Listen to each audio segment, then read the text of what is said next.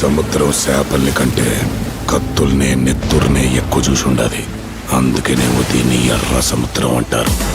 Mass ఓర్రా mass.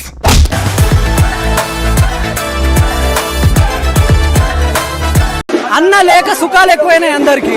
ఒక్కసారి అన్న ఎంట్రీ ఇచ్చిండు అనుకో ఏ సార్ ఉండడు ఇక్కడ. ఇలాంటి ఎంటర్టైనింగ్ ధమాకాలు ఇంకా చూడాలనుకుంటే like, share and subscribe to